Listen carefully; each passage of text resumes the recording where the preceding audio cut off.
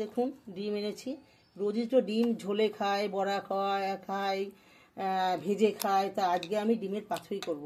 ডিমের পাতুরির জন্য দেখুন এখানে 200 গ্রাম মতন ডিম আছে। তা ডিমের মধ্যে আমি দিচ্ছি প্রথমে একটু আদা, দুটো রসুন কোয়া গ্রেট করা, এখানে একটু জিরে বাটা, কাঁচা লঙ্কা বাটা, পাতা, মরিচের গুঁড়ো, একটুখানি চিনি, একটুখানি হলুদ, স্বাদ মতন নুন, একটু বেশি বেসন, ভালো করে মাখিয়ে নেব।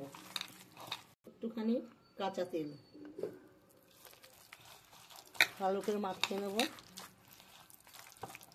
কলার পাতায় আমি পাতুরি তৈরি করার জন্য একটু একটু করে দিয়ে এইভাবে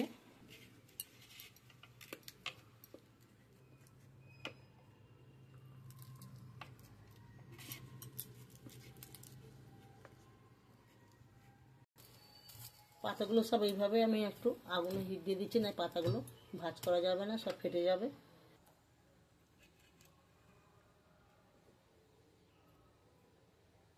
ডিমগুলো আমি কলার পাতার উপর একটু একটু করে দিয়ে দিচ্ছি। আর এই যে একটা করে লঙ্কা দিয়ে আমি এইভাবে সব মুড়িয়ে বেঁধে নেব।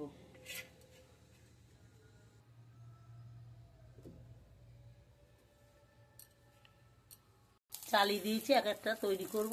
আর এইভাবে একটা ননস্টিকের চাটু নিয়েছি, চাটুর উপর দিয়ে দেবো। এইভাবে ডিমের পাতুরিগুলো আমি একটা করে সবগুলো ভেজে নেব। পাতুরিগুলো আমার হয়ে গেছে, আমি তুলে নিচ্ছি।